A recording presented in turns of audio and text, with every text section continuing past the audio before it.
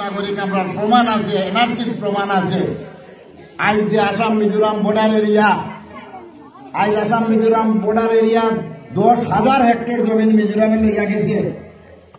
10,000 hectare মানে গাঁর মানে বুঝতে নাই, 1 হেক্টর ইন্টু 7 কিলোমিটার 7 বিঘা, 70,000 বিঘা জমিন দলচড়া পাইছে। নদী মিজো লইয়া গেছেন, যা খসুরতলে দি লইয়া গেছেন, বীরসীমা বাই লইয়া গেছেন। 100 কিলোমিটার এরিয়া আমার এমএলএ এরিয়ার ভিতরে আসাম মিজোরাম বর্ডার এরিয়া, ওদার আসাম আর হদার মিজোরাম। আমি ওগুলিয়া প্রতিবাদ করছি যে আগে প্রমাণ করো আমরার মানুষে ফাড়া দেয় মিজোরাম। আমরার মানুষ যদি উচ্চ করে হরানি হয় যে মিজো দখল করবো আরো 10,000 হেক্টর। মিজো এখনো দাবি করেন নানাবাজার পর্যন্ত তারা। আজ আমরার মানুষ হিন্দু মুসলিম রিয়াং খ্রিস্টান বুয়াত তাকায়, তারা আগে দিয়ে আগাইতে পারেন না। আজ তুমি মিয়া বাংলাদেশি আর বাংলাদেশি কইয়া উচ্ছেদ যাইবা, আইন ভারতের সমান। 30% রিয়াং সম্প্রদায়ের মানুষ আছেন, 40% হিন্দু সম্প্রদায়ের মানুষ আছেন, 30% মুসলিম সম্প্রদায়ের মানুষ আছেন।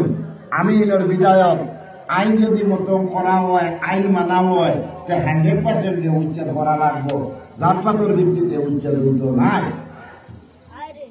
আজ অরুণোদয় দেওয়া হয়েছে। আমরা 18 ইংরেজি সর্বানন্দ সোনোয়াল যখন মুখ্যমন্ত্রী, প্রায়োরিটি দেওয়া হয়েছে, গাইডলাইন দেওয়া হয়েছে, আইন বানাইয়া দেওয়া হয়েছে যে বিধবা বেটি এটা পাইতো, হ্যান্ডিক্যাপ মানুষও পাইতো, ফিজিক্যালি হ্যান্ডিক্যাপ।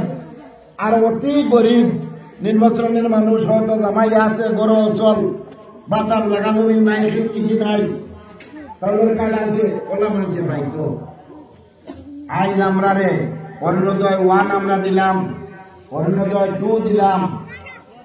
2 সময় আমার তুমি মুখ্যমন্ত্রী হইয়া নতুন মুখ্যমন্ত্রী, আগর মুখ্যমন্ত্রী সর্বানন্দ সোনোয়াল যে ইনকোয়ারি করাইলায় ছাত্র দিয়া, আরো কিছু কাটিয়া বানাইলায়, নয়া আরো কিছু দিলায়। আজ অরুণোদয় 3 আমরা মুসলমান 27,000 নাম কাটা হইল। আর 3টা মিলাইয়া সারা কাটি দিলায়, খাটিয়া নয়াভাবে এলাকাশন তৈরি করে দিলায়। আজ আপনারা বিধায়ককে করেন না, বিধায়কে ফাইট করেন, আন্দোলন করেন। আমি প্রায় 4,500 বদরুল্লাহ আছে, আমার দিলওয়ার আছে, দিলওয়ারেও 1,000 আমরা মিলিয়া জমা দিছি।